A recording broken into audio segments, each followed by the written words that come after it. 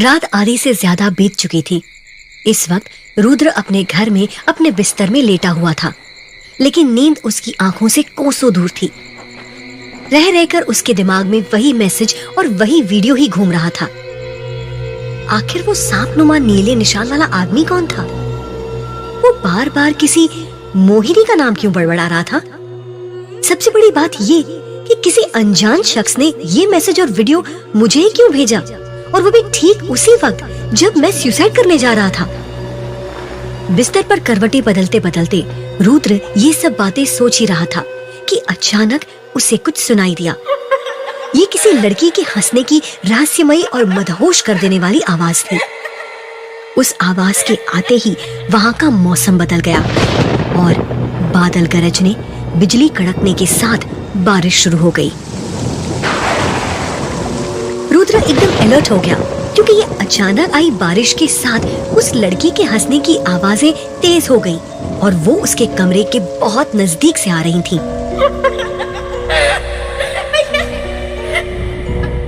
बिल्कुल ऐसा लगा जैसे कोई उसके कमरे के आसपास ही मंडरा रहा है।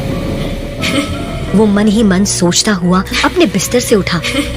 आखिर इतनी रात में कौन हो सकता है यहाँ, और अचानक बिन मौसम ये बरसात कैसे शुरू हो गई? कि तभी किसी ने जोर से दरवाजे को खटखटाया।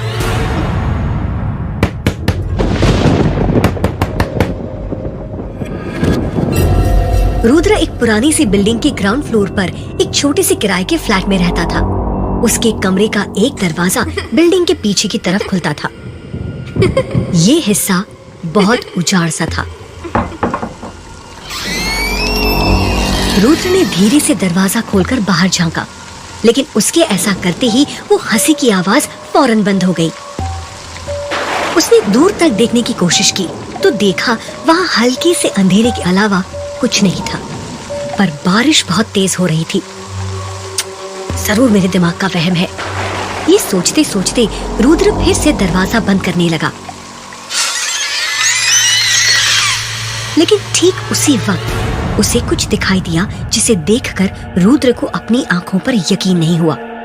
उसने देखा थोड़ी ही दूर पर एक लड़की खड़ी है, जिसने अपने बदन पर एक काली चीनी सी साड़ी बांध रखी थी और उसके लंबे बिखरे बाल और सुर्ख लाल आंखें उसे भयानक बना रहे थे। ये लड़की बिल्कुल वैसी ही थी जैसी लड़की गांव वालों ने देखी थी। उसे देख रुद्र की आंखें फटी की फटी रह गईं। वो लड़की अपनी जगह पर खड़ी हुई लगातार रुद्र को ही देख रही थी। ये देखकर रुद्र के जिस्म में एक सिहरन सी दौड़ गई और वो सोचने लगा कि ये अजीब से कपड़े पहने हुए ये लड़की इस बिल्डिंग में कहां से आ गई, और क्या इसी ने मेरे कमरे का दरवाजा खटखटाया था? ये सोचता हुआ रुद्र उस लड़की की तरफ बढ़ा, लेकिन अभी वो अपने कमरे से बाहर निकला ही था कि वो लड़की पहले हंसी और फिर पलक झपकते ही गायब हो गई और वहां एक तेज रोशनी चमक उठी। अचानक वो लड़की अंधेरे में कहां गुम हो गई, उसे कुछ पता नहीं चला। घबराया हुआ रुद्र फौरन अपने कमरे में आया। उसने अभी अभी जो कुछ भी देखा था उसे देखकर वो अंदर ही अंदर थोड़ा डर गया था कि अचानक उसे एक हल्की सी आहट सुनाई दी, जैसे अभी अभी कोई दरवाजे पर आकर रुका है। रुद्र पहले तो थोड़ा डरा, लेकिन फिर अपने डर को थोड़ा कंट्रोल करते हुए उसने बहुत ही धीरे से दरवाजा खोल दिया और इसी के साथ उसे एक तेज झटका लगा,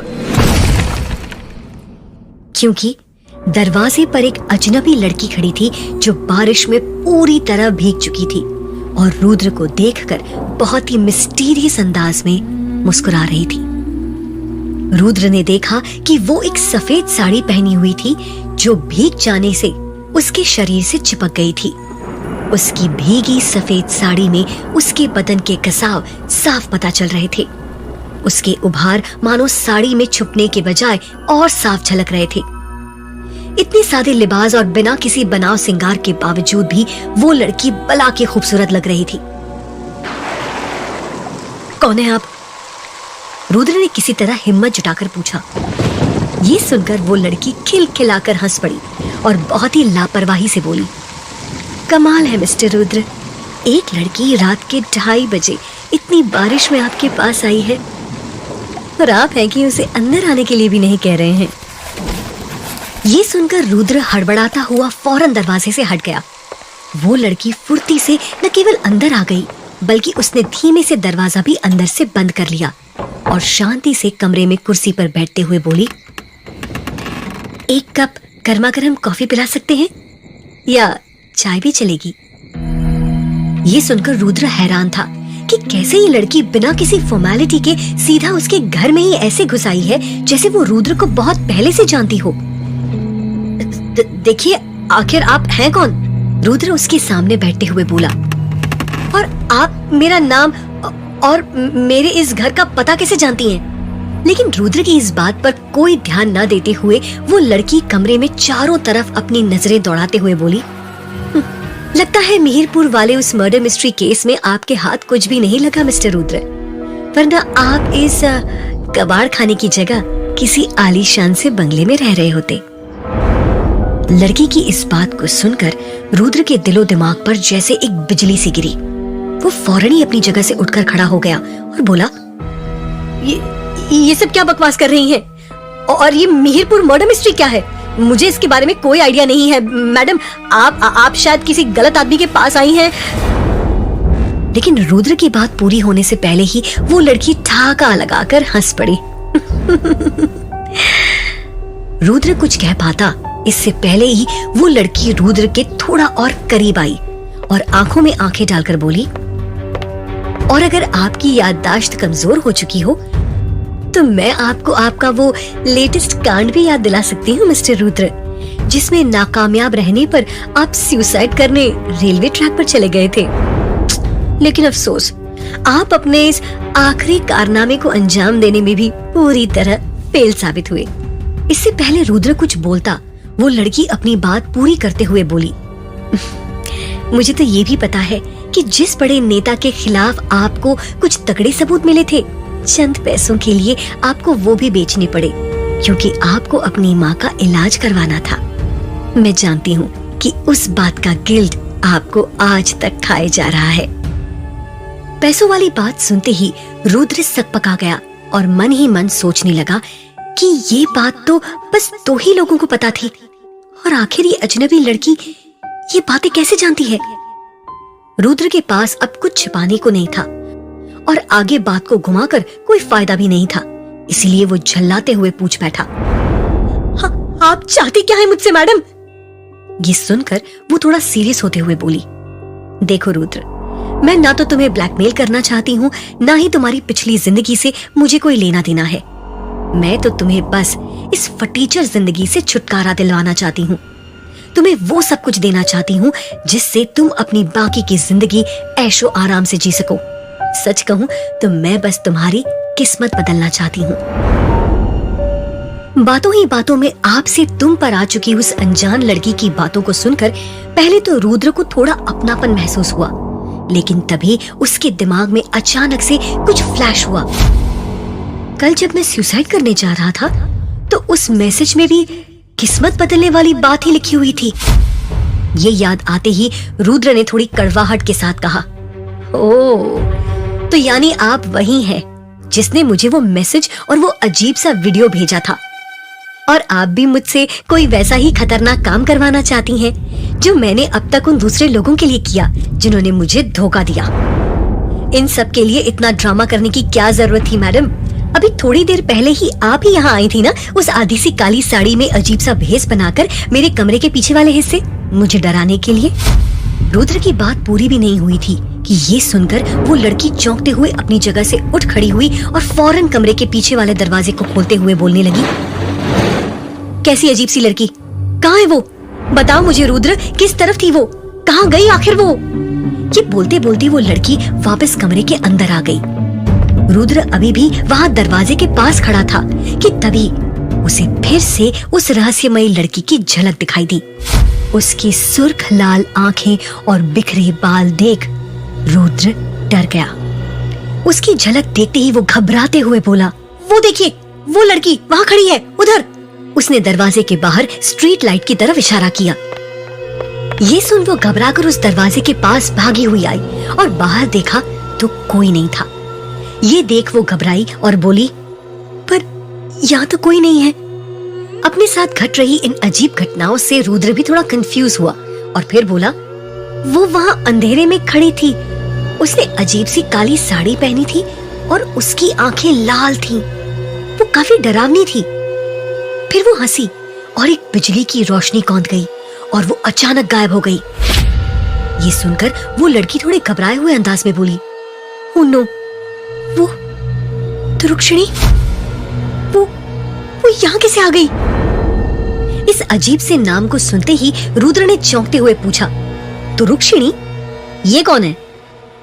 इस पर लड़की ने कहा, वो एक शक्ति है, बेहद खतरनाक। What? लड़की की इस बात पर रुद्र बहुत ही हैरान होता हुआ बोला, क्या बकवास है ये? अलौकिक शक्ति तुरुक्षिणी? देखिए मैडम, आप अपनी इन उल्टी सीधी बातों से मुझे किसी जाल में फंसाने की कोशिश मत कीजिए। मुझे सब पता है, ये सब कहानी आपने ही बनाई है और आप ही किसी लड़की को भाड़े पर लेकर आई हैं और उसे ये सब नाटक करवा रही हैं। बहुत देखे हैं ऐसे बेवकूफ बनाने वाले। रुद्र की बात सुनकर लड़की ने कहा, अभी तुम्हारी समझ में कुछ नहीं आएगा, लेकिन जिस दिन भी तुम्हें इन बातों पर यकीन आ जाए, फोन कर लेना मुझे। इतना कहने के साथ ही उस लड़की ने एक कार्ड रुद्र की तरफ उछाला और फौरन उसके कमरे से बाहर निकल गई। हैरान परेशान सा रुद्र वहीं खड़ा खड़ा उस लड़की को जाते हुए देखता रहा। उसके दिमाग में अब एक नया सवाल गूंज रहा था, तुरुक्षिणी। जहां एक और रुद्र हाथ में विजिटिंग कार्ड लिए उस लड़की की बातों को समझने की कोशिश कर रहा था, वहीं दूर अरण्यग्राम सुबह होते ही मोहिनी की जय जयकार से गूंज उठा, क्योंकि पिछली शाम गांव की पंचायत में एक 23 साल के नौजवान लड़के को निर्वाणा भवन में श्रमदान के लिए भेजने के लिए चुन लिया गया था। ये लड़का राजी अपनी बहन कमली के साथ इसी गांव में रहता था। पूरे गांव के सामने राजी को किसी राजकुमार की तरह सजाकर गाजे बाजे के साथ निर्वाणा भवन की तरफ ले जाया जा रहा था और पीछे पीछे सारे गांव वाले मोहिनी की जय जयकार करते अब भवन की ओर बढ़ने लगे थे। तभी राजी की बहन अचानक से मुखिया जी और क्रांति के आगे गिड़गिड़ाते हुए बोली, हम पर दया कीजिए मुखिया जी, मेरा और राजी का इस दुनिया में और कोई नहीं है। मैं आपके आगे हाथ जोड़ती हूँ, उसे मोहिनी के निर्वाणा भवन मत भेजिए, वो वहाँ से कभी वापस लौट कर नहीं आएगा। पर इस पर मुखिया जी ने उसे समझाते हुए कहा, अरे पगली, तू क्यों रो रही है? तुझे तो खुश होना चाहिए कि तेरे भाई राजी को मोहिनी जी के निर्वाणा भवन की सेवा करने का अवसर मिल रहा है। उसके तो भाग्य खुल गए। ये सुनकर भी कमली लगातार रोए जा रही थी, जिस पर क्रांति ने उसे फौरन उठाकर एक तरफ धक्का देते हुए कहा, हमारा वक्त बर्बाद मत कर लड़की।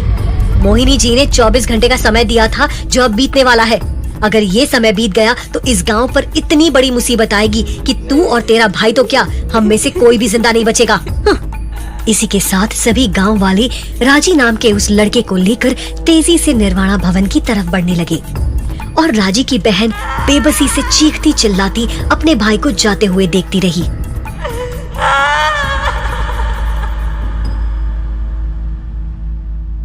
जिस तरह अरण्य ग्राम में एक लड़की अपने भाई को खोने जा रही थी, तो वहीं दूसरे शहर भरतपुर में एक और लड़की ऐसी थी जो अपने भाई को वास्तव में खो चुकी थी।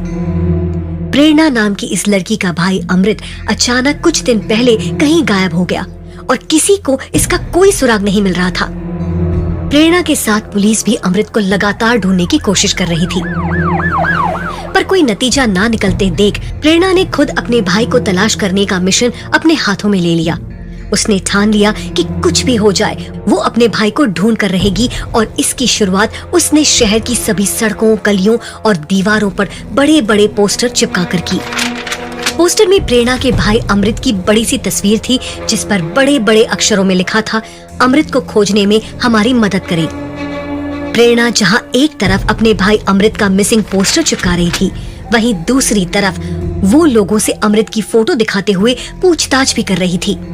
बेहाल परेशान प्रेरणा को इस हालत में देखकर कांस्टेबल राणा, जो दिन रात उसकी मदद कर रहा था, बोल पड़ा, तुम जरा भी परेशान मत हो बेटा, हम है ना तुम्हारे साथ, देखना अमृत जल्दी मिल जाएगा। लेकिन प्रेरणा ने बहुत ही निराशा के साथ कहा, राणा अंकल, एक आप ही है जो मेरी मदद कर रहे हैं। देर शाम प्रेरणा घर पहुंचकर सीधा अपने बिस्तर पर निढाल होकर गिर पड़ी और जैसे ही उसने अपनी आंखें बंद की, उसके सामने अमृत का मुस्कुराता हुआ चेहरा झिलमिला उठा। अमृत को याद करते ही प्रेरणा की आंखों में आंसू आ गए। तभी अचानक उसका फोन बज उठा और जैसे ही प्रेरणा ने फोन उठाया, वो स्क्रीन देखकर चौंक गई। इतनी रात को अननोन नंबर से वीडियो कॉल। उसने फौरन फोन पिक किया तो सामने अमृत का चेहरा देखकर खुशी से उछल पड़ी। पर अगले ही पल अमृत की इतनी बुरी हालत देखकर प्रेरणा की खुशी चिंता में बदल गई और दूसरी तरफ अमृत की आवाज में भी एक अजीब सा डर था। वो घबराहट में बोले जा रहा था, दीदी दीदी दीदी मुझे बचा लो दीदी, ये पता नहीं कौन सी जगह है दीदी, एकदम अजीब, यहाँ सब कुछ बहुत ही मिस्टीरियस है, मुझे बचा लो दीदी, वरना वो मुझे मार डालेगी। इतना बोलते ही फोन कट हो गया। इससे पहले कि फोन कटता, प्रेरणा की नजर अमृत के गले में बने एक सांप नुमा नीले निशान पर गई, जिसे देख उसे कुछ समझ नहीं आया क्योंकि उसके भाई ने कभी कोई टैटू नहीं बनवाया था। अचानक कॉल कट जाने से परेशान प्रेरणा खिड़की के पास आकर खड़ी हो जाती है। तभी उसकी नजर घर के सामने एक अजीब से उकड़ू तरीके से बैठे एक आदमी पर पड़ती है, जिसने काला सा कंबल ओढ़ा है और अपने गले में ठीक वैसा ही नीला जिंदा सांप लपेट रखा है जैसा नीला सांप नुमा निशान प्रेरणा ने वीडियो में अपने भाई के गले में अभी देखा था। वो आदमी एकटक प्रेरणा को देखे जा रहा था। उसको देखकर प्रेरणा डर गई। वो खिड़की बंद करके अंदर आ गई। फिर उसने धीरे से खिड़की का दरवाजा खोलकर देखा तो वो आदमी अभी भी वहीं बैठा था और उसे ही देखे जा रहा था। तभी सामने से कोई कार गुजरती है और उसके साथ ही वो आदमी वहां से गायब हो जाता है। ये देखकर प्रेरणा काफी डर जाती है। आखिर किस भंवरजाल में फंसा हुआ है अमृत और कौन है वो रहस्यमयी औरत जो वाकिफ है रुद्र के पास्ट से, और आखिर क्या था उसका मकसद? जानने के लिए सुनते रहे मोहिनी, सिर्फ पॉकेट FM ऐप पर।